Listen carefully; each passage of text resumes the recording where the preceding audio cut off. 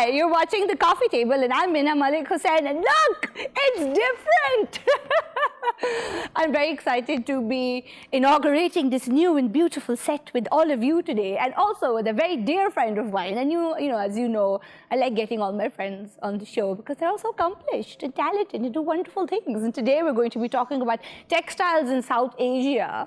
And it's a fascinating conversation. And I'm so happy to be welcoming on my new grey sofa, Dr. Iram, who is the head of the textile department at the National College of Arts and is a professor of design, and from a distance, Shabnam Syed Khan, who is a former visiting professor at Harvard, a professor of design at the National College as well, and happens to have written her master's thesis on the history of Pakistan textiles. Hello and welcome to the show.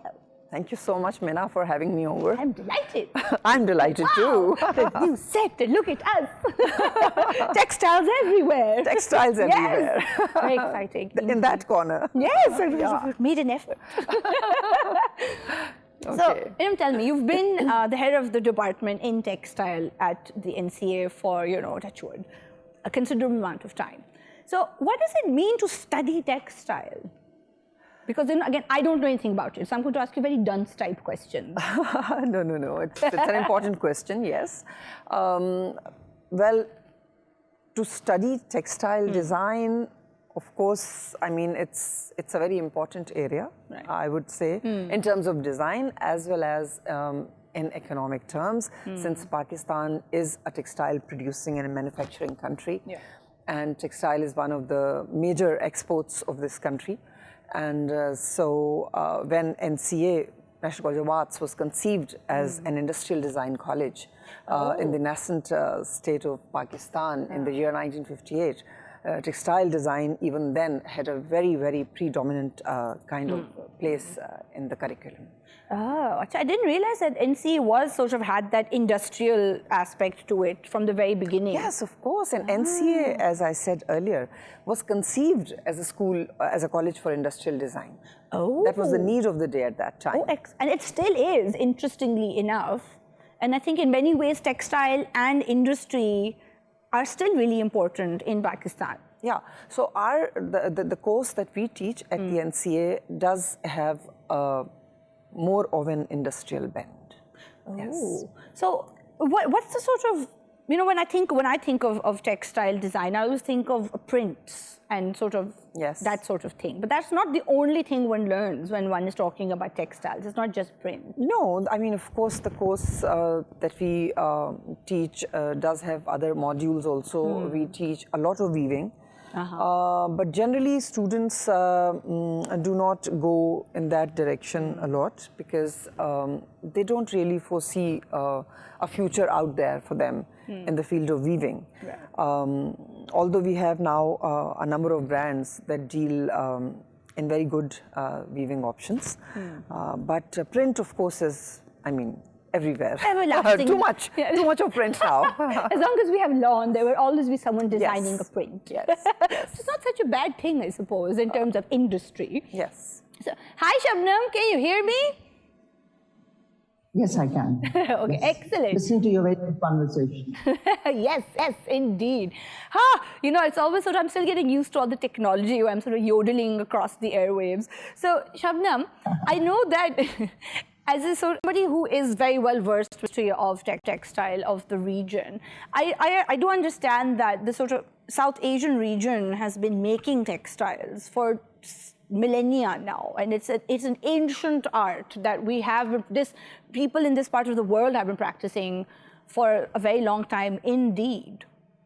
Oh yes, it's when I was writing my thesis and I got interested in knowing more about the history of textiles because I was a textile student at the NCA and then I started teaching textiles. But each time when I would so we are all sort of in the same, Iram and myself in the same department. And, during the course of my teaching, I realized that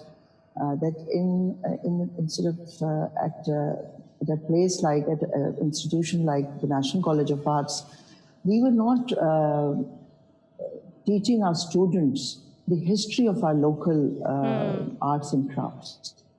And that was missing from the curriculum. And there was a huge question mark. And we were so naive at the time because there was no Google and there was no internet. And all we had to rely was on a set of books that were there in the library. Yes. So I always had this, a kind of curiosity that was there ever something here in our region in terms of arts or crafts.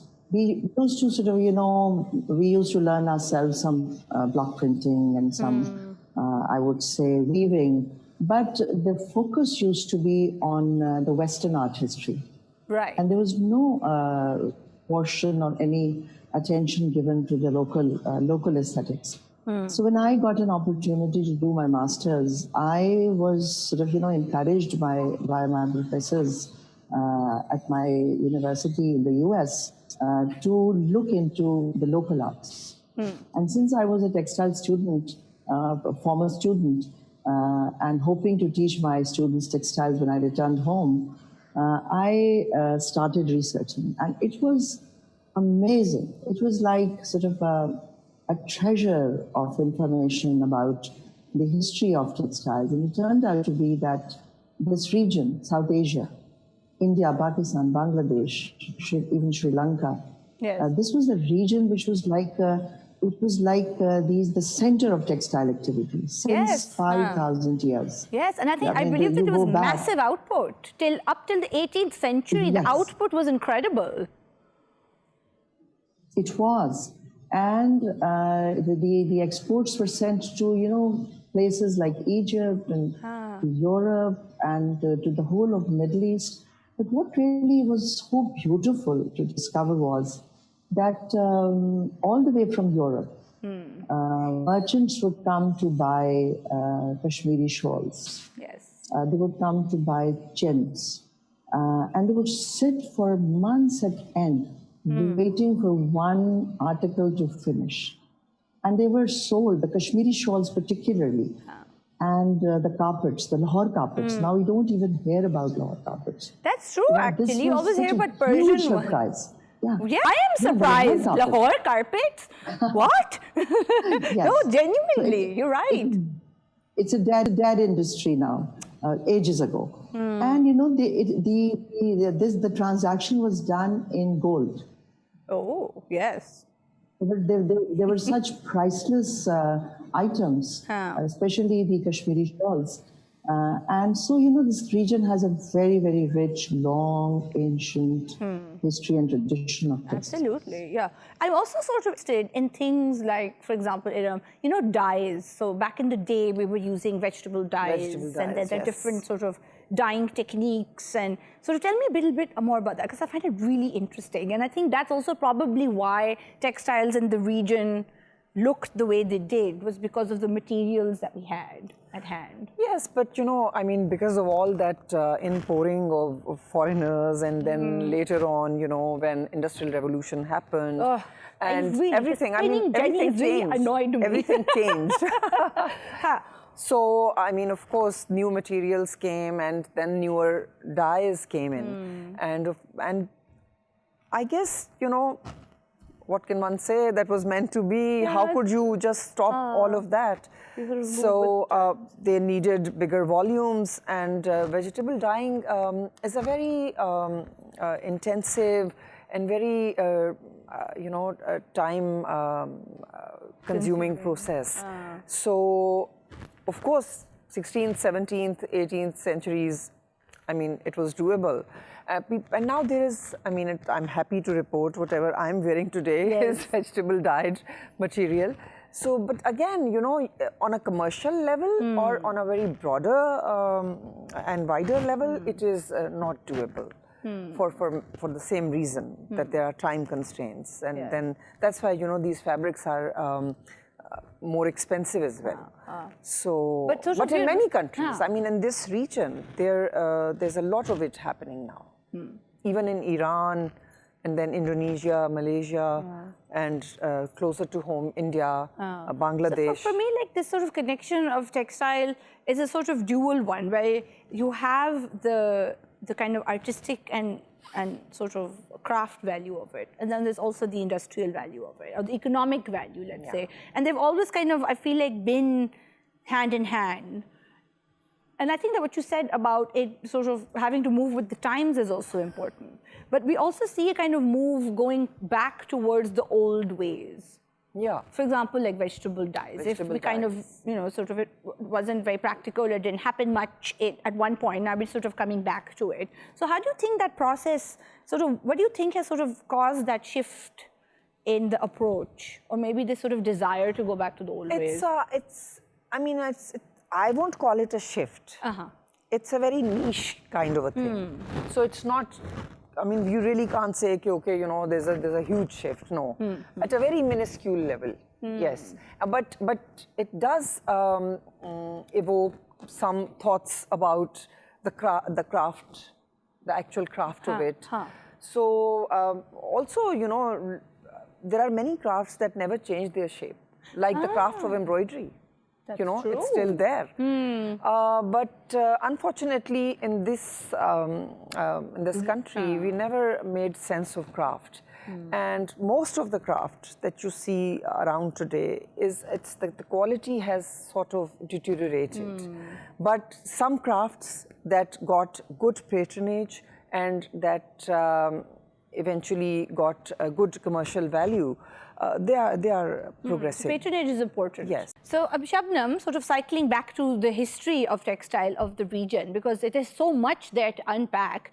I think one massive reason why, for example, Europeans became really interested in, and I'm going to say Indian textile just to sort of ease of reference, but let's say subcontinental, was that we had a lot of dyeing techniques like mordant dyeing, for example, that was sort of color fast, and it had a really, our motifs are really interesting and beautiful, and that was obviously very attractive to the sort of non-local buyer, as it were. Yes, the dyeing part, you know, it's when you were asking Iram, I was reminded of this beautiful anecdote, beautiful. And I read it in this person, you know, this book, Industrial Arts of India. It's written by George Birdwood. He was a physician, but he fell in love with the textiles of Indian subcontinent. And he started traveling from one part of India to another part of India, and that took him to Peshawar. And there, you know, he was reminded, he looked at this dyer who was dyeing with indigo. And he was reminded of this story in the Arabian Nights about a dyer whom this character, Abul Hassan in Arabian Nights, goes up to and he asks the dyer, would you dye for me another color than blue? And the dyer says, no, I only dye in blue. So George Birdwood, he wanted to repeat, he wanted to reenact the Arabian Nights sort of scene. And he goes up to this dyer in Peshawar and he asks the dyer that would he be willing to dye another color for him? And the dyer says somberly, no, I only dye in blue. I love that. So, you know, the history was... So history was frozen there, and George Birdwood, all over again, you know, he fell in love with this rich and very fascinating and very, I would say, the kind of, you know, attachment that the local craftsmen had with their own craft, that they wouldn't digress. If this person was the person who dyed with indigo, he wouldn't digress because then there was this beautiful explanation about, and yes, another one. This was in Agra, that George Birdwood sees this piece of net, and he is stunned that, you know, one side of the net has green and the other side has red. Wow. And they're two complementary colors. That if they would mix up, they would make up brown. But the expertise was so exquisite, it was so perfect, that both sides, they reflected two different colors. So he documents at length, I would say, aspects of craft yes. and of craft making in the Indian subcontinent. And I think that this was one. And I think that documentation is something that's very important, and that is something that the British did do in the region. But we're going to take a very quick break and come back to this, so stay with us.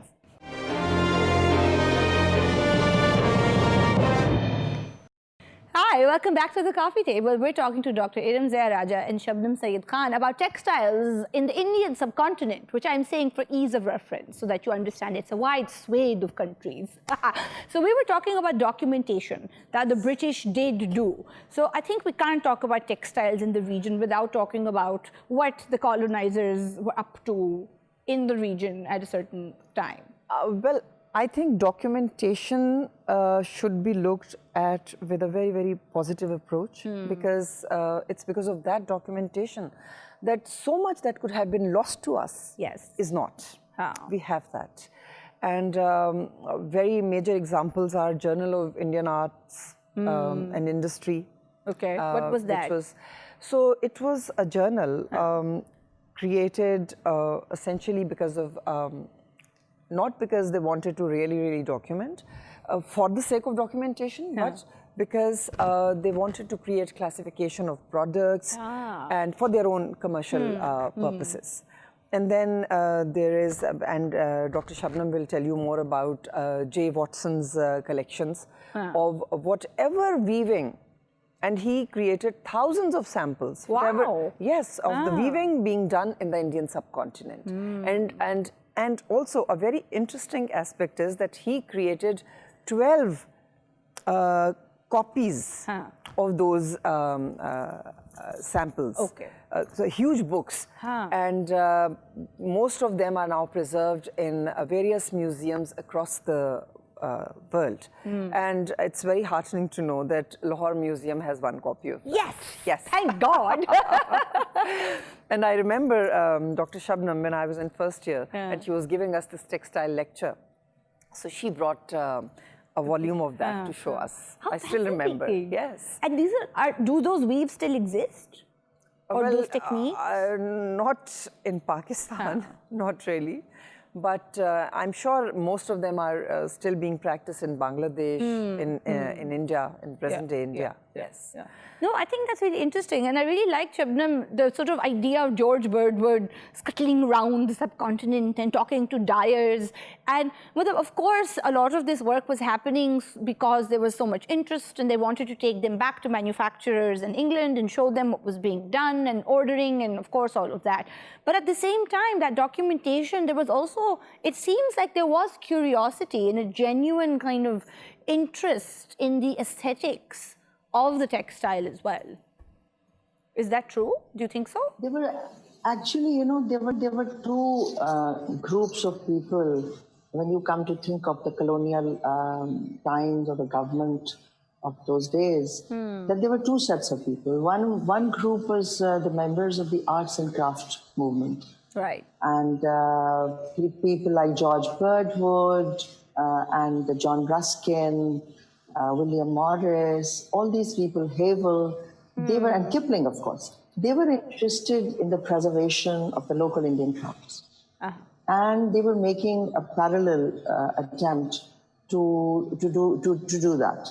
And the journal that Iram was mentioning, that was also the creation for the same reason that one group was interested in that journal because they wanted to collect all the information for commercial reasons. So J. Watson represented the other group. J. Watson wasn't part of the arts and crafts movement, but this person has done a huge favor. Although, he was collecting this information for completely transactional and commercial purposes. Right. And he collected, again, like George Birdwood, he collected information about each and every, it's like a miracle. It's like a miracle that how from the tip of Madras, South India, this person comes up to Hunza, for example, Kohat, Bannu, the whole span of Indian subcontinent, and he collects from each and every village, each and every town, specimens of textiles, exclusively textiles. And he was also documenting the costumes of the people. What kind of clothing, what Yeah. So it is the textile manufacturers of India. Alongside these catalogs of actual specimens of textiles that Iram was mentioning. And they were not just weavings, they were also printed material in those and dyed specimens in these catalogs. And again, and they still exist. They're still there. And you go to the Lahore Museum and you would find these actual pieces of textiles lying there. One set of catalogs is in Lahore, and one is in Karachi, and the others were spread all over India, like Madras, Bombay, Delhi, then in England, of course in England. I found one in India Office Library when I was researching for my thesis. And I landed up there in London. So I found a catalog there. So these two groups, I would say that you're correct, that one was interested in the aesthetic part of it, and the other was interested in the commercial part of it. But both got together to do, so I would say, a great favor towards the perpetuation and conservation of Indian textiles. So that is sort of one positive kind of aspect of what was going on. But I'm also curious about how, I think maybe because in this part of the world, we're so used to seeing textiles in a very utilitarian way. Even the stuff that other people might see as craft, for us might just be everyday wear. Like, for example, if you are wearing something that's a vegetable dye block print, then it's common for us to wear that. It's not, one doesn't necessarily see it as some sort of artisanal craft heirloom thing, because we have lots of it. We have lots of it. We do. There's a lot of availability. But there is also this sense of seeing textiles as art.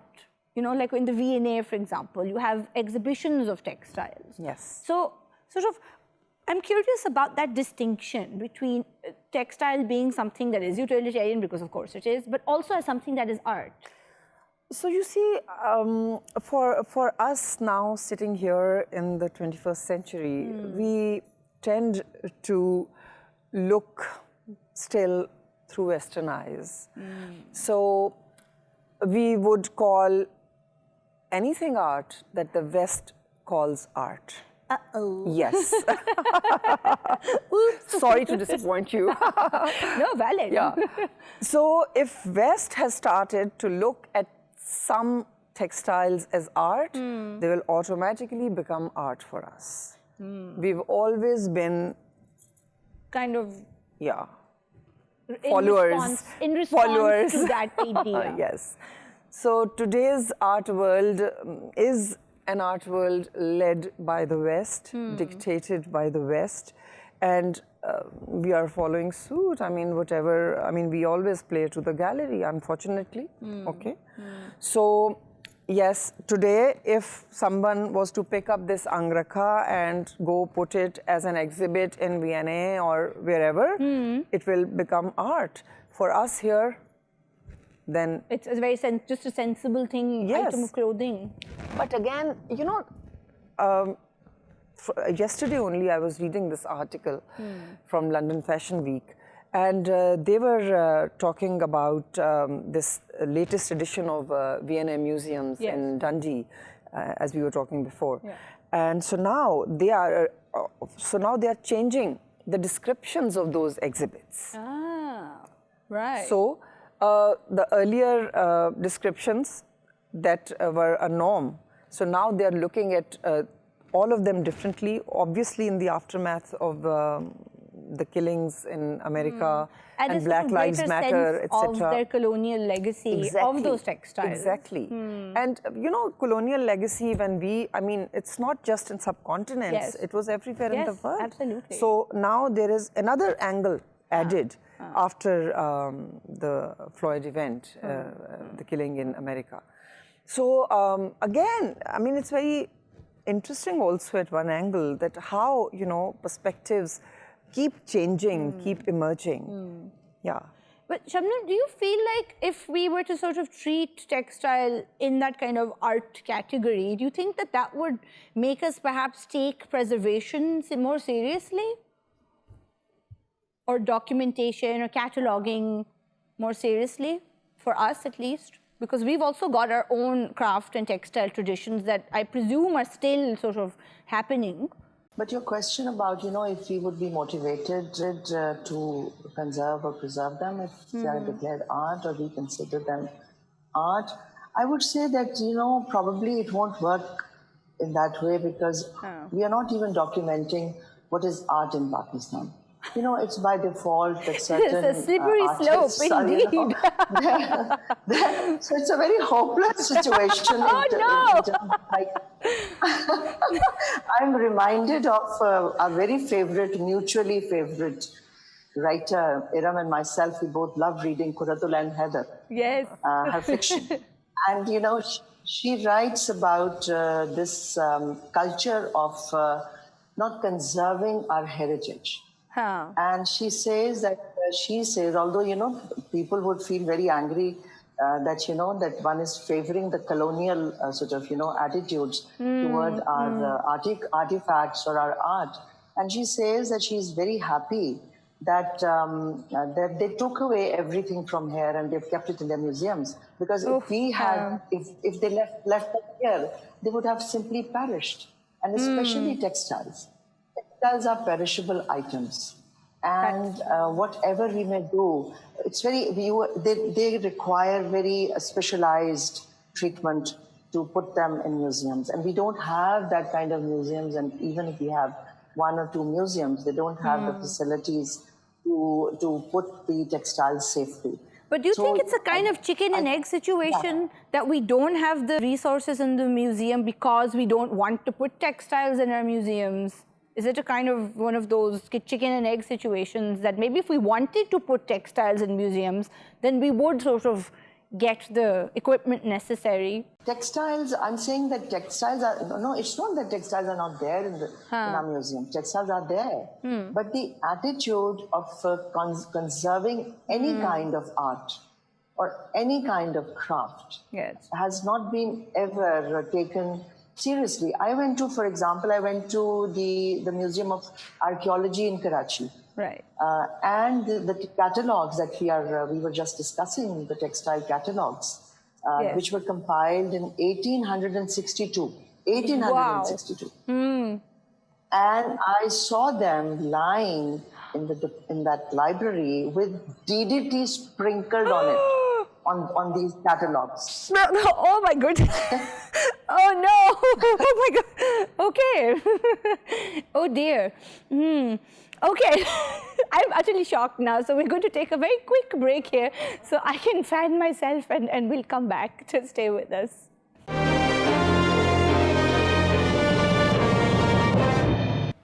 Hi, welcome back to the coffee table. We're still having a fascinating conversation about textiles in the Indian subcontinent and the region and Pakistan and like everywhere. And I was just before the break, Shabnam, Syed Khan shocked me considerably when we were talking about archiving with DDT. It's not great. So, there you go. Moving on to less shocking things. Iram, do you think we were talking about this, in the break. Well, you guys weren't there. About how the sort of quality and the interest in crafts and that sort of craft/textiles has waned over time. And then why do you think that is? Okay, so I've written about this in my dissertation also, although that was not the major part of it, but I touched upon it. So crafts for us, or textile crafts per se, were actually so much a part of our everyday existence that we never really thought about preservation or anything.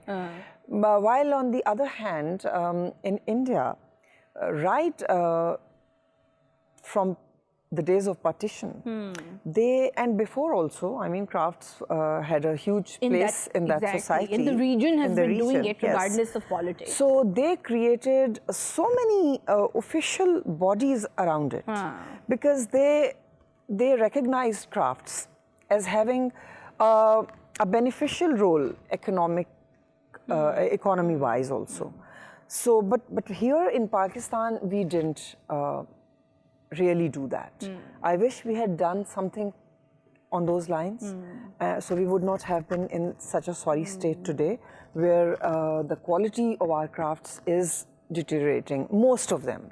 Some of them are still surviving. I think in Sindh, something really good is happening with crafts, because a lot of designers have kind of like put under their wing some craftsmen, and they are working with them.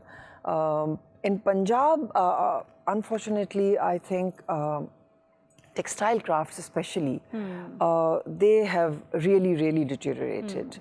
Because you know, the salaras and the lungis that one used to get from Bhera and Chiniot areas, they're no longer there, the hand-woven ones. So everybody now has started producing them on power looms, and then the quality is not the that, same. And yes, the, it's not the the same. texture and the texture is all of not it there. Yeah, is different. yes. So government patronage, even if today they start doing that, still it will be a long way for it to get back to that level. But it's still not entirely gone. And I think that the point about patronage is very important, because for all arts, you know, music or even painting or you know, textiles in themselves, without patronage, it's something that is so labor intensive. It is. And it's not something that you should do on a power loom. Or you can't do it. You can't get that same feeling from something like that, from a product like that. Yeah. But the people who are producing those crafts are people from low-income backgrounds. Yes. And presumably... Traditionally. Traditionally. So. And they are the ones who've sort of been passing down the knowledge of how to do that. Yes. So they're the ones who do need patronage, I imagine, to be able to survive while this is not the time of principalities or, you know, nawabs. Yes. So now that we have democratic governments, it is the duty of the government to set up newer bodies for preservation of crafts. Even now, you know, many private organizations are doing it, but their level is very. I mean, the level that they operate on is, of course, can't be countrywide, or they can't have that kind of influence. So, like, you know, Dachi people, they are doing a lot of work, but still, what a government can achieve, these small NGOs can't really achieve. So government has to do something. Because they are I mean, you know, they are doing so much for the industrial sector. Quite right. The textile industry.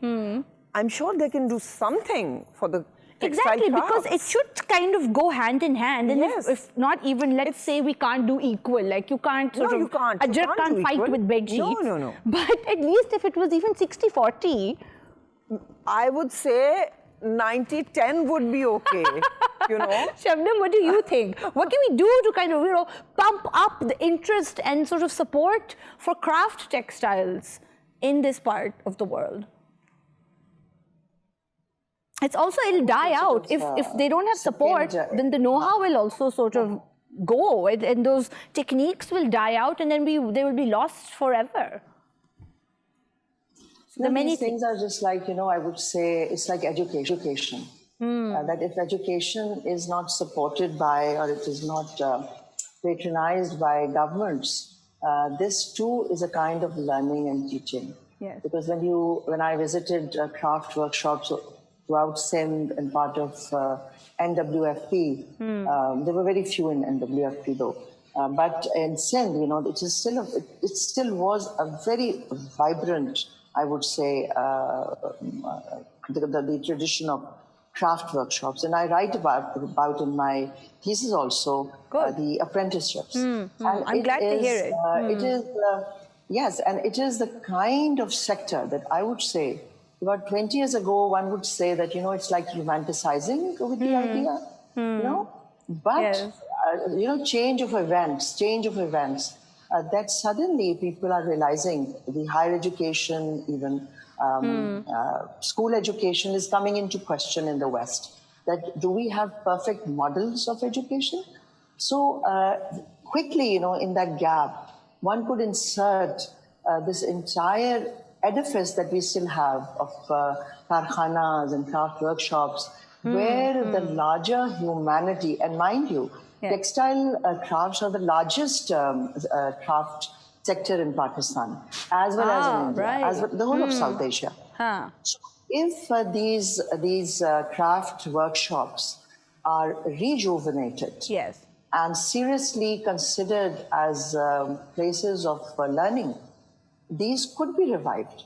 And, you know, I'm very fond of equating it with this big-time educator, Howard Gardner, who's at Harvard, who proposes this scheme of apprenticeships. And he says that, you know, these are the bastions of learning and teaching where one can observe the perfect modeling of learning and teaching. Yeah, that's quite right. So when I was writing my own thesis, I always tried to sort of, you know, think about it, because it's so hard to, you know, to bring anything that is traditional in competition or even at par with modern education.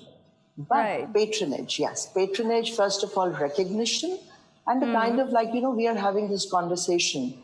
This is also a type of, you know, documentation as well as enlightening people about something that people don't know, even in government, you know.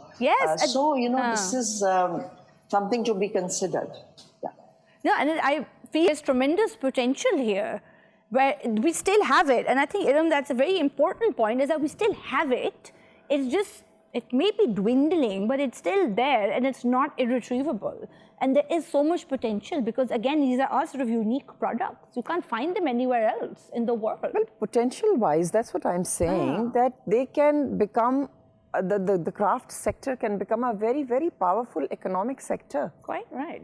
It used to be in the, you know, 18th and 19th century. Yes. For a reason. Yeah, for a reason, yes. Quite right. Well, thank you so much for being on the show. Thank you, Shabnam, from far away. It was a delight to talk about textiles, and next time I hope that when you see some material, you think about it in a more informed way. Thank you guys for watching. If you're watching this on YouTube, don't forget to like and subscribe, and we will see you next time on the new and improved coffee table. Bye now.